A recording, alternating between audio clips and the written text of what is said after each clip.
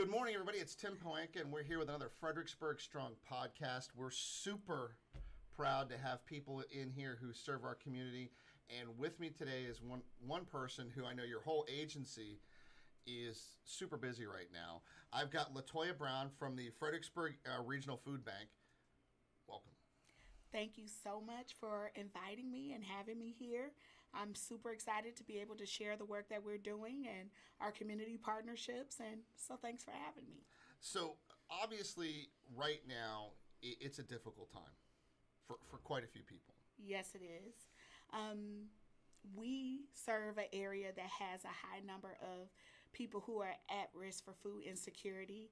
And then to add COVID-19 on top of that, it's created a terrible situation.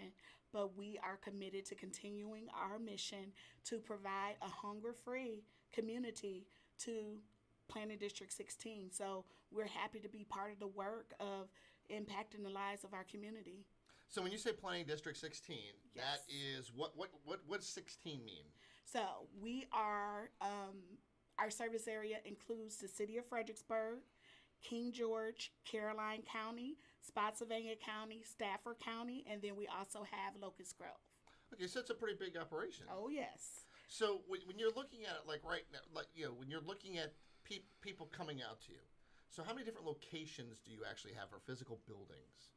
Well, we are an agency network of over 70 partner agencies, and those agencies actually provide food pantries for the community. So we are more like a food hub.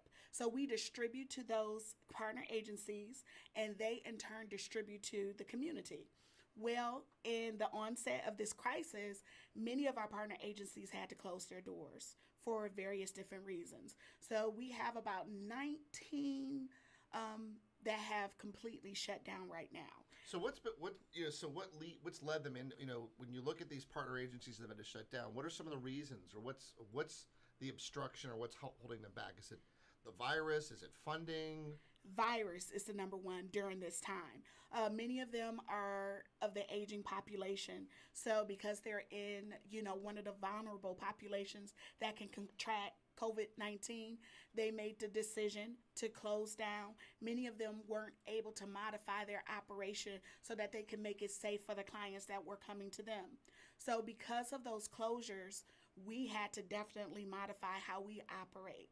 So in response to COVID-19, we started to establish pop-up pantries, drive-through pantries, and so that's been able to actually serve the community in a way that we hadn't done before. So what's a pop-up pantry? What does a pop-up or a drive-through pantry look like? So it's a non-traditional way for us to distribute food. You may be aware of our mobile pantry where we go out to remote parts of our counties and serve food. Well, the pop-ups are kind of like that, but we may take a van or a truck of food, go to a place that's closer to persons who have other barriers like transportation, so that maybe they can walk or they can carpool to those areas that we normally wouldn't distribute food, and they can get what they need to feed their families. So we've met a lot of people who are doing a lot of good, and we talk about a lot of the things that are happening. And you look at people who are trying to go from homelessness to a home, and you look at people who are trying, who you've got kids who are on school lunch programs, and now that schools aren't in session, it's such a hard time getting food to them. When you're looking at these programs that you have, do you have enough food? I mean, is there enough food that you all can get a hold of to distribute out? You asked a very good question.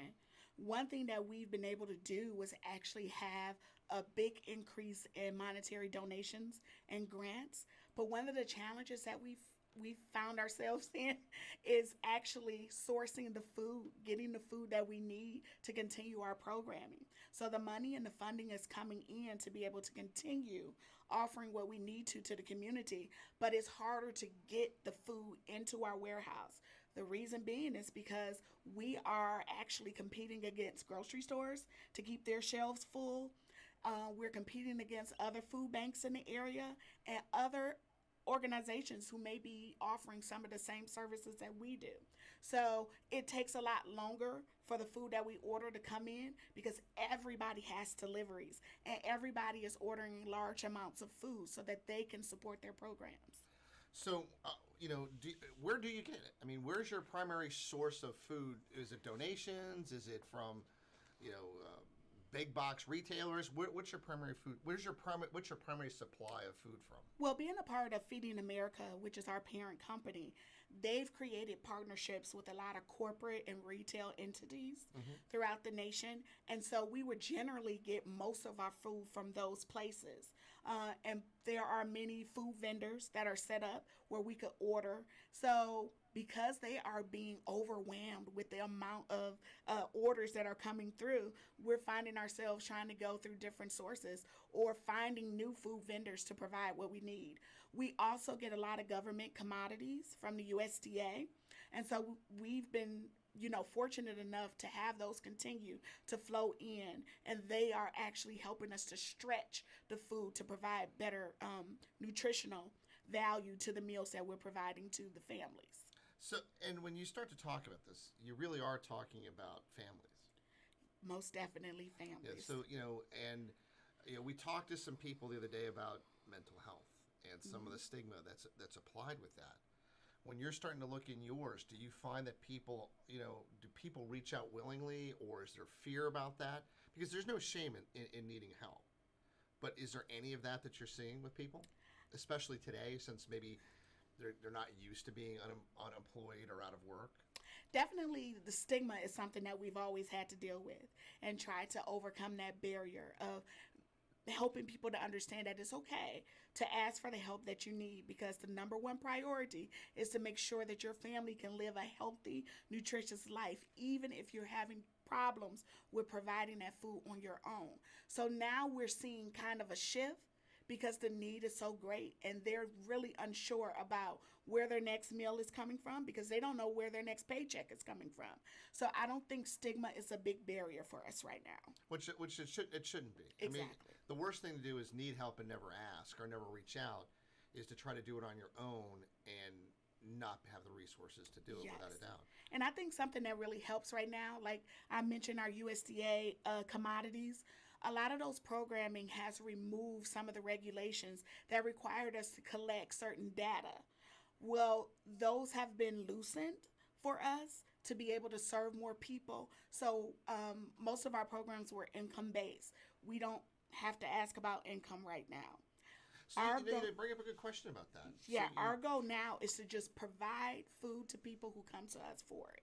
So when you talk about what it takes to qualify, um, what does it take? I mean, is there? I mean, now there's not a needs-based test, for lack of a better phrase. What normally is a qualification? Some of the things that are looked at are the income, whether or not the person is on other government support programs like SNAP or SSI.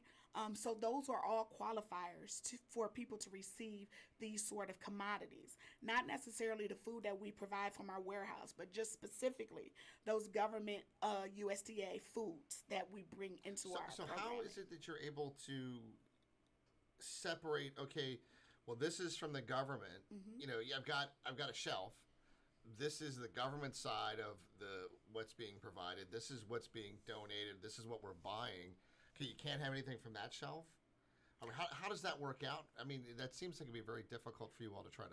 Well, right now we have no restrictions on But if that, you- but but yeah. we still have to keep track. So we do store our food separately. So anytime we pack, for instance, Okay. what we're doing now in our distributions is pre-packing everything so that we can keep contact low to no contact to keep everybody safe. So we know from our inventory, we have an inventory program, what we're selecting to put in those boxes. So we keep track of that inventory like that. And we keep track of who's getting what distributions are getting what product. And so we're able to stay on top of that. Okay. So when you're looking at these mobile pantries that you're talking about, I think back to the days of the bookmobile. I'm dating myself, where the library Yes. would come by and there'd be books on there, and you would go in there. Is that the same type of situation where you're talking about, where you're able to drive into certain communities? They can just come, for lack of a better phrase, come right up to the to the truck and say, hey, look, you know, this is me and I need some help. That's exactly. So now, and I'm going to just talk about how we're operating now as opposed to before COVID-19. So when we pack for the mobile pantry or we pack for these pop-up distributions, we pre-package everything, the boxes of shelf-stable food and also the fresh produce that we distribute. And so now as the clients come through, ideally, we are creating a drive-through type of situation where they just drive through the line. Our volunteers and staff places the items directly in their trunk or in the back seat of the car, not wanting anybody to get out of their car and expose themselves. So that's ideally how we're operating now. So that's one of the things that keeps them safe, us safe, our volunteers safe. So when they come through that line, mostly the most information that we're asking for is their name, which is their full name, first and last, their zip code, and how many people live in their household. And those are the ways that we track how many people we're serving during this time. Someone comes in now. Are they pre-registering? So we know that this box is going to family A, this box is going to family B. So this is not a, oh my God, I got to go through this red tape. I got to call. I got to go to this website. Not at all. This is straight. Hey, I know this is where one of the mobile food pantries is. I need to go there. And I can get help. Yes. So it's as simple as getting there, as showing That's up. Right. So, and what I'd like to do is, obviously, at the end of this, we'll put a listing of where these are so people can get these locations. Okay. So let's talk about the volunteers you have, because obviously, you've got a staff that works full time, and we know it's always a calling when you're working in these types of things. But talk about your volunteers in a time when you've got people scared. For people who come out and volunteer, they are superstars, aren't they? They are beyond superstars.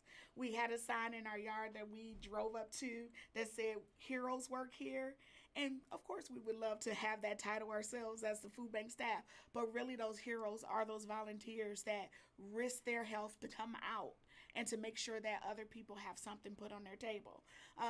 One of the things that we've had to do is modify how we operate and how we allow volunteers to assist us. So we do limit the number of people that we have in our warehouse at any given time.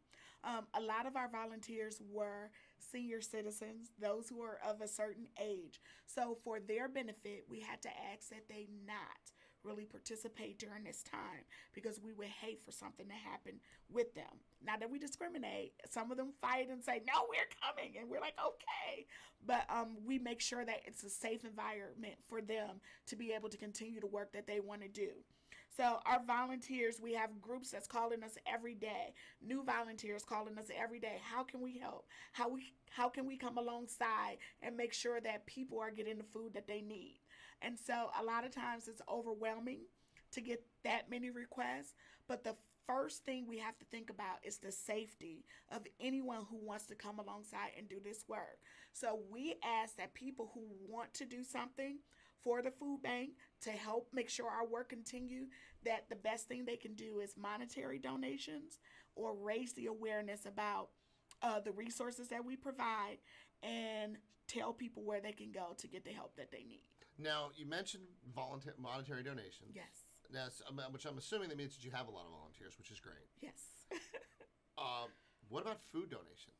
Yes, we are still accepting food donations. Some of our high need items are things like rice, pasta, sauce, canned meats, canned vegetables, canned fruits. All of these things go a long way in enabling families to create the meals that they need. And then we can provide those fresh food items for them as well. It's funny you should say that because I spoke to a gentleman, Tim White. We spoke about Tim earlier. And he talks about, you want to be able to provide a real balanced meal. Yes. Not just, macaroni and cheese and a can of tomato soup. Mm-hmm. You're looking to provide a dignified meal. Yes. That's really what it is, because you don't want people having that stigma and understand this is about their nutrition. It really is. Because that's what helps keep them healthy, which keeps them from getting sick. Yes, and that's why the combination of those shelf-stable items and fresh produce is definitely necessary during this time. We provide fresh produce at all of our distributions. I have the pleasure of working with our school partners and sites that have been sites for our summer feeding programs. So I'm able to purchase things like tomatoes, cucumbers, lettuce, onions, potatoes, all of these things that's going to help round out those meals that they have to rely on those shelf stable items to kind of create the basics, but then they can throw these fresh ingredients in there and create a healthy meal. So, one of the things that we're missing here is, think about it. What's the first thing you think about on the weekend? Oh, I get to go down to the farmer's market. Yes. And, I get to get fresh produce or whatever that's around here. Yes. Are you able to find good partnerships now with local farmers? We have an associate who that's her number one job is to source out and to find the products that we need. And she has been working with local farmers to get those in. We've been fortunate to really have a huge amount of produce coming into our doors during this time. And I think that's the other part that's important. It's about local helping local. It's true. And, when you look at the farmers who, there's stories of farmers who are having to dig their crops back under because no one's taking them. One that really surprised me is lobster. Wow. The price of lobster has dropped dramatically, and there's a glut of it now because they normally are shipping that to Vegas and to places like that. So when you start to think about all of these food sources that are normally going to certain locations, there's lots of different areas that are having it. We've received a lot of donations from local restaurants who had, inventory of product that they were going to use for their restaurants. And because business has been cut by so much, they've donated that product to us, and we were able to turn that around and get it right into the hands of the community. So that's been a huge blessing for us as well. So, you bring that up, and that brings a good point when you start to go back and look at local businesses. Mm-hmm. A lot of these local restaurants have food contracts. So when you say that you're having a hard time getting food brought in, but they know that their Sysco truck is going to be showing up every week, or that's what it was designed to do, have you been able to help buy stuff from them to help them defer some of their costs so they can stay in business? I'm not sure to what extent, but I know that our associate at the warehouse, Carrie Seeley, she's been very busy, her along with our operations manager, Steve Carty, very busy handling phone calls of people calling saying we have this product available. Can we work out a deal, or can we donate it, or can you pay half, or however the plan goes. So I'm not sure about all of the details I'm about not that. asking, but it sounds I like know that is going on daily. Which is a good thing. I mean, Yes. if you think about it, if they're getting this, and they need to stay in business. Because do. that, if not, then you don't want them as customers. That's right. You want them as people donating. That's not what you want there. Now, you mentioned kids. Yes. And, I think back to my childhood, and I know that I was very lucky. You think about what it meant to get a Capri Sun, or, dating myself because I don't even know if that's like the big drink anymore. It is. But, you think about those things and just those simple things that would gave you some stability. Not having a stable source of food when your parents are stressing and there's stuff all over the media, you can't turn a channel without it. It's an important comfort. I mean, we talk about comfort food. So that's important for children as well? It's definitely important. We've seen all across our planning district that the school systems have stepped up to be able to provide lunches for students who would generally rely on those meals, and also anybody else who need it for this particular time. And so we haven't focused so much on individual meals, but we've been able to partner with some of those school districts to provide the dinner boxes or the food that they can make family meals from outside of what the kids are getting first, the lunches from school. And so you mentioned some of those comfort things. We incorporate some of the snacks, some of the juices and things that kids would normally want during the week, along with the fresh fruits and vegetables, that parents can feel comfortable that they can provide nutritious meals, but also give their child a treat. to speak of that, we had in our distribution this past week tubs of Carl's ice cream. Now, Carl's is a wonderful staple here in Fredericksburg, and they donated ice cream so that we can distribute it to the community. What an awesome show. And so that wouldn't necessarily be a nutritious food that we provide, but it's a comfort food because families can still enjoy some of the things that they like to enjoy outside of a crisis like this. And so we were able and very happy to be able to distribute that to the families. You bring up a good point. Some people might say, oh, well, they don't need Carl's ice cream. They can have this and this and this. This is not a typical time. That's right. And, there's never any joy in needing a service like this. That's right. But especially now with people who may have never used your service before, and you look at it with those families, and then you think, okay, they're shut in, and they got the news, they got the fear, they got this, they got some person saying things are fine, someone else saying they're not fine, it's going to get worse, it's going to get better. People are looking for some sense of a normal life. That's right. And I think that we provide a healthy balance of foods that you really do need to live a healthy lifestyle, but also things that bring comfort, things that, like you said, bring some sense of normalcy to our everyday life. And so we're proud to be able to do that through the partnerships of many businesses that we have in our community. Now, is there anything you guys don't need? We never turn down any donations. So we would never say, no, we don't need that. No, we need everything that people feel that they would like to donate and put on the tables or in the homes of our communities, our neighbors who need it the most. And we also have to remember those non-food items. Many of our clients that we serve, they depend on SNAP benefits. Well, SNAP benefits you can use for food, but they don't have money right now for hygiene products. Toilet tissue, oh my goodness, it's like gold. Can you imagine a family who not only can't find toilet tissue, but really don't have the money to be able to provide those basic things for their family? So even donations of non-food items is very important right now. Cleaning supplies, toothpaste, body wash, all of those things for the basic care of their families. So really, it's all-encompassing. It's not just food items.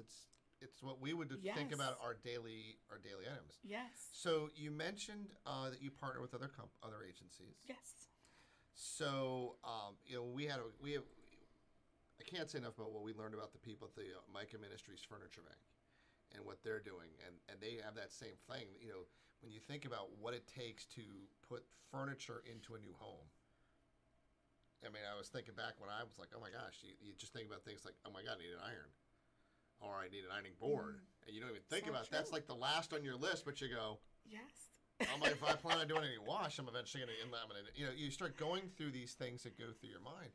And there are a lot of items. I mean, a toothbrush that you may think. And I'm sure people have these things lying around because you go to the store, you buy a pack of 12, and it sits there. So you'll take just about anything that can be out there.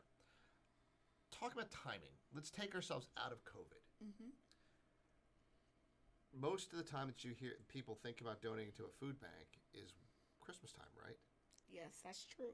So you really fight a cyclical battle that, your December is just not, you can't get donations in December to last the whole year. There is no Black Friday in the food bank. That's so true. And hunger isn't seasonal. Hunger is like, it can hit at any time. It's situational. And like we like to tell people, hunger doesn't have a face either. So we never know what a family is going through. There could be a death. There could be a divorce. There could be a job loss. So it's not a seasonal thing. A lot of times we get flooded with donations during Thanksgiving and Christmas. And then the rest of the year is like kind of dry. And we're trying to struggle to make sure that we keep the products that we need to support our pantries and partner agencies. But I would just want to tell everybody that every time you sit down and have a meal, you need to think about a family that's not able to. So every can that you decide to donate, Every item that you decide to donate to help a family, it goes a long way to raise the dignity of that family, to allow that family to continue another day without worrying about what's going to be on our table, what's going to be in our cupboard, what's going to be in our refrigerator. Yeah, I mean, I think you hit the nail on the head with that. I mean, it's just so much of a worry, and you add hunger and you add that, and it almost becomes a self fulfilling prophecy of getting worse and worse and worse and worse. So how do you combat having a cyclical donation business? So what can people do? You know, I love the analogy you made. Hey, when you have a meal, think of it as somebody else. But how do do you have mechanisms in place to allow people to donate on a monthly basis, monetarily versus just at Christmas time or just at Thanksgiving Yes, time? we do. If people go to our website at fredfood.org, there's ways to give. And so they can give on a monthly basis. They can do virtual food drives where they can direct their gifts. Hey, I want to make sure families have canned meat. You could say, I want my donation to go to buying tuna or chicken, or I want my donation to go to fresh produce or to canned vegetables. So that's a wonderful way to give. And you can give as often as you like to. You can set up scheduled giving. And that's a wonderful way for you to come alongside and help us. So do you take frozen items? We do. So obviously you took the Carl's ice cream. Oh, yes. Okay. You know, it's funny is my dad's a big fisherman, and they're down there, and these guys are catching fish all the time, and I kept thinking about that. It's like going, hey, what happens to those fish? Wow. That would be those are things that you don't think about can be done. I mean, heck, if you like fish and you go to the Rappahannock River and you catch a bunch of shad or whatever you're fishing for, you could probably help out that way. You've got so many different partner agencies Yes. that work with you. And you mentioned they're volunteers, and you've got volunteers, and they've got volunteers. You mentioned the age of your volunteer base. Mm-hmm. And it's great to have people who are retired who want to help. It really is. But when you start to look at needing that younger base right now, what's your atypical volunteer look like? I mean, what characteristics are they bringing to you all? Definitely a heart for the community. Definitely a willingness to use their skill set and to share with us things that they may have brought from their workplace. People who are teachable, but also who wants to share from their wealth of knowledge. People who are healthy, definitely right now. People who are able to be flexible with the timing and the things that we need done. We do a lot of packing in the warehouse right now. Preparing the boxes to go out for these pop-ups and mobile distributions and for our drive-through distributions at our warehouse. We sort through a lot of food. Every donation that comes through our door is sorted through to make sure that it's safe to go back out into the community. Yeah, it's not expired. Yeah. Exactly. Well, let me kind of clarify that. A lot of the food that we dispose of in America, I would say about 40% of the food, it's still good food that can go back into the community. You have dates that's on products, sell by dates, use by dates. All of these dates have different meaning. So just because it's past that date doesn't mean that it's expired or not good to be consumed. What it means is that retailer or that manufacturer feels that maybe the quality is not top notch at that time, but it's still safe. As long as it hasn't been opened or tampered with, it's still safe and good to be served. So what's the longest, or it doesn't matter? You just bring it all to us and we'll figure it out? No, I would say this is my general thing that I would tell people. Don't donate something that you wouldn't want to feed your families.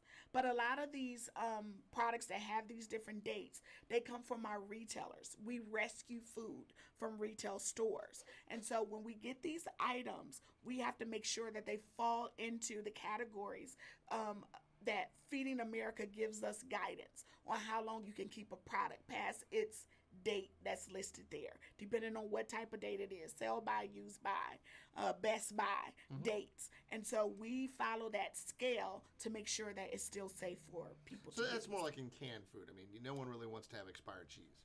Exactly. So, I but that, would but, not- but we are talking about canned goods and things like that. Yes, Yeah. and that's another just talking about the food that we rescue from our retail partners.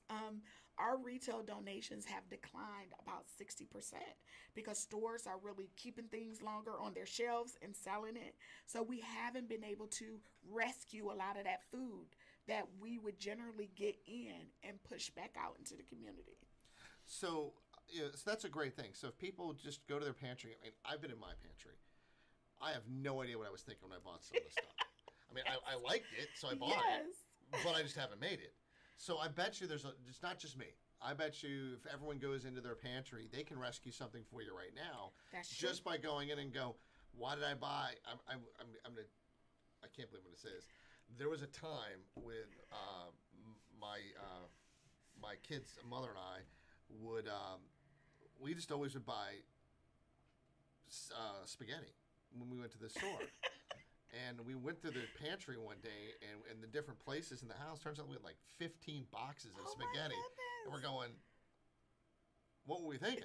Like, maybe we were packing up for this." See, you should have brought that We, spaghetti we to were us. preparing for this, and it was like 25 years ago. But it was just one of those things where but you have that. People don't Yes. know they have all of these things, and it might be a good time to do a little spring cleaning of your pantry to do some good with it. That's true. And I just want to reiterate what I just said. Donate things that you would want to put in front of your family. I am running my programs. I really care about what I present to a family that's coming to us. And I get emotional sometimes talking about the families that we serve. But whenever I go out and because I have to purchase food and select food as well for the families that we're going to serve. And I always think about what would I want my kid to eat? What would I want my husband to enjoy? How would I want to greet my family if I was making a meal for them? And I think that should stay at the forefront of every donor as well. We don't want to just throw people a box of food. Oh, these are our leftovers. This is stuff we threw together. No, we want to think about meals. We want to think about what's nourishing. We want to think about what would they enjoy. So I'm not saying that, we're going to cast away your donation if you bring it, but I'm just saying think about what you're donating to these families. Trust me, you would get a lot of packaged canned tomatoes, and because I thought I was a great pizza sauce maker at one time. So and I'm sure those are good. I mean, you can make lots of things with that. So I mean, I know my pantry got some. There's some good stuff in there. It's just stuff that I thought I was going to make, and I just never did. Now I will say this: Yes. when you start thinking about what some people would serve versus others, how do you handle people on restricted diets? I mean, that's got to be something else that's a little difficult. Do you pre-box certain ones for someone who's got a gluten allergy or any of those things? In a time like this, I'm going to say we don't, because we don't have the capacity to do that. But if a client was to come through and just stated, hey, I have these restrictions, and this is something that we definitely don't want them to get sick about having our food, we try to accommodate when we can. We may say, come back after the distribution, or park over there and let's go see if we can find some things. Or we've had people to call and just ask and inquire, do you have these type of items?